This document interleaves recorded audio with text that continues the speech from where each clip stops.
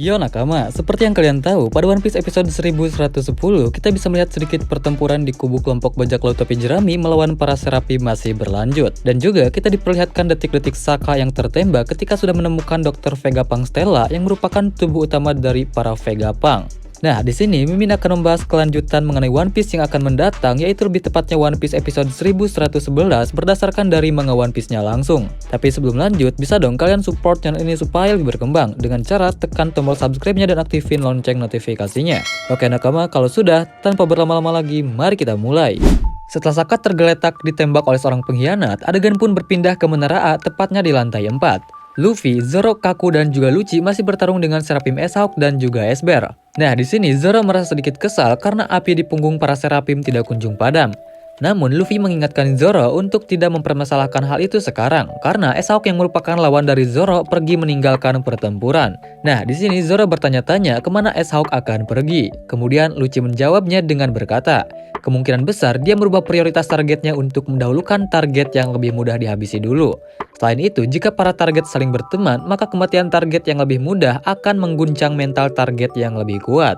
Mendengarkan hal itu, kemudian Zoro pun bergegas untuk mengejar S-Hawk. Zoro berkata, serahkan saja padaku, aku akan mengejarnya. Melihat Zoro bergegas pergi, Luffy merasa tidak tenang. Kemudian Luffy memerintahkan Kaku dengan panggilan Usopp untuk menemani Zoro. Soalnya jika Zoro tidak ditemani, sudah dipastikan Zoro akan tersesat. Mendengarkan hal yang merepotkan soal penyakit tersesatnya Zoro, akhirnya Kaku juga pergi mengejar Zoro untuk mendampinginya. Nah nakama, setelah mereka pergi, Luffy kemudian segera menyerang S-Bear menggunakan serangan Hawk Gatling-nya.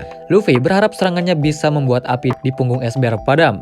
Namun di sini Lucci malah berteriak kepada Luffy, dasar bodoh, hentikan seranganmu topi jerami. Pikirkan dulu baik-baik, kau tidak akan bisa mengalahkannya dengan cara seperti itu.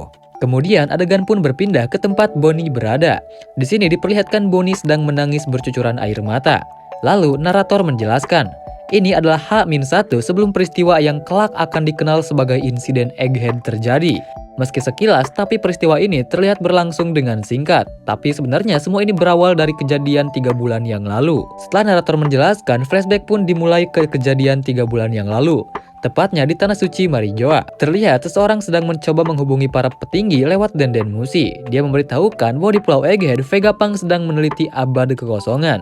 Kemudian narator juga menceritakan kejadian yang terjadi 3 bulan yang lalu. CP5 pun kemudian dikerahkan untuk memastikan kebenaran tersebut. Namun mereka tidak menemukan bukti apapun soal Vegapunk meneliti abad kekosongan. Akan tetapi kapal dari mereka menghilang setelah meninggalkan Pulau Egghead. Oleh karena itu, CP7 dan CV-Egg dikerahkan untuk menyelidiki hal tersebut. Namun hal yang terjadi sama persis. Tak seorang pun dari mereka yang kembali ke markas pemerintah dunia. Melalui percakapan para Gorosei dengan seseorang, maka terungkaplah pengkhianatan yang dilakukan oleh sang ilmuwan jenius Vegapunk. Gorosei kemudian memutuskan untuk membunuh Vegapunk, dan kemudian CP0 diberangkatkan untuk melakukan misi tersebut. Akan tetapi, Gorosei sudah memprediksi bahwa Vegapunk akan melakukan perlawanan, sehingga mereka memutuskan untuk turun tangan secara langsung dengan pengawalan dari seorang Admiral Kizaru. Dan juga mereka di sini meminta bantuan dari berbagai cabang markas angkatan laut sehingga menciptakan situasi seolah-olah perang besar akan terjadi. Akan tetapi, di sana tiba-tiba muncul kapal dari salah satu seorang Yonko, yaitu Luffy si topi jerami. Pemerintah pun dibuat ketar-ketir dengan kemunculan pengganggu yang sama sekali tidak mereka duga-duga itu. Namun pada akhirnya, hasil akhir yang akan ditimbulkan oleh insiden ini terjadi pada hari berikutnya, yaitu hal yang akan mengguncang dunia melebihi apapun yang terjadi selama ini. Kemudian adegan pun berpindah lagi ke Pulau Egghead, tepatnya Vegapunk disekap. Vegapunk di sini menangis dan berteriak, kaukah di balik semua ini? Jawab pertanyaanku, kenapa kau melakukan hal seperti ini? Kemudian identitas pengkhianat diperlihatkan. Dia berkata, hei Stella, tahu tidak, aku ini ingin menjadi seorang Tenryubito. Dan pengkhianat pun dimunculkan dan ternyata dia adalah salah satu dari satelit Vegapunk yaitu York. Vegapunk sangat kaget mendengarkan jawaban dari York. Vegapunk berbicara, bicara apa kau ini York? Bukannya dulu juga kamu pernah ikut ke Marijoa, mengapa kau malah ingin menjadi manusia hina seperti mereka? Di sini York pun tertawa dan menjawab pertanyaan dari Vegapunk. Saka juga pasti akan mengatakan hal yang sama denganmu, tapi sayangnya sekarang Saka sudah mati. Ngomong-ngomong, kalau Vegapunk ada banyak, maka aku rasa itu akan sangat menyusahkan. Dunia ini hanya memerlukan satu dokter Vegapunk saja. Nah nakama, mungkin hanya sampai di sini untuk pembahasan mengenai kelanjutan episode yang akan mendatang. Jika kalian suka dengan pembahasan kali ini, jangan lupa kalian tekan tombol like-nya dan subscribe serta aktifin lonceng notifikasinya.